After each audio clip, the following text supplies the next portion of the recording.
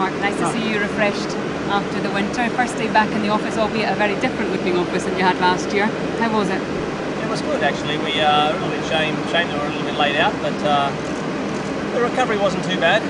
We got some decent running in, and it's always exciting to understand the new concept of the car and working out how to skin the car differently. You know, Adrian's already in there having a look around and working out ways obviously we can make the car quicker. So the driver feedback's always important. The guys can be confident with what they see, but they need to be happy with what the driver's saying. So early days, but yeah, we're quite satisfied with today's running. And normally in Formula One you have to deal around new regulations. You know, subtle changes can be quite big in certain ways. So we need to continue to work hard. I think that the Brazil winning car is a different car, no question about it.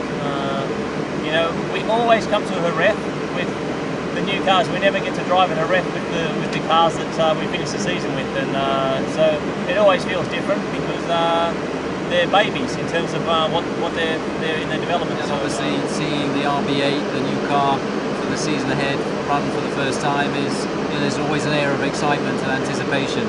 So to see Mark Webber take his helmet off with a smile on his face, yeah, it was a good start. The cars look very different, obviously, in terms of the animal that everyone had last year.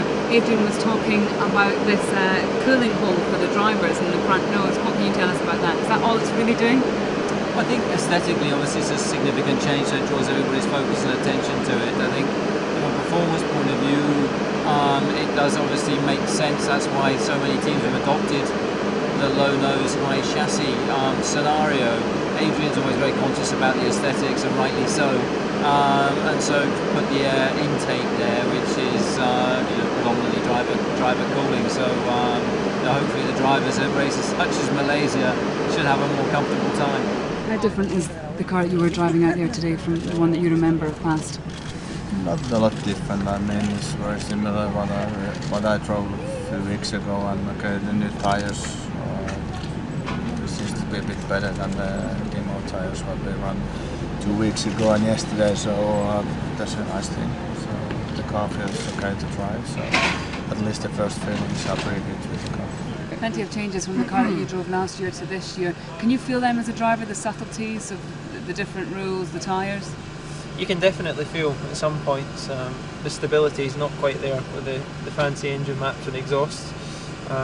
Hopefully that will affect a bit more of the rid, because I believe they achieved a bit more from that than we did.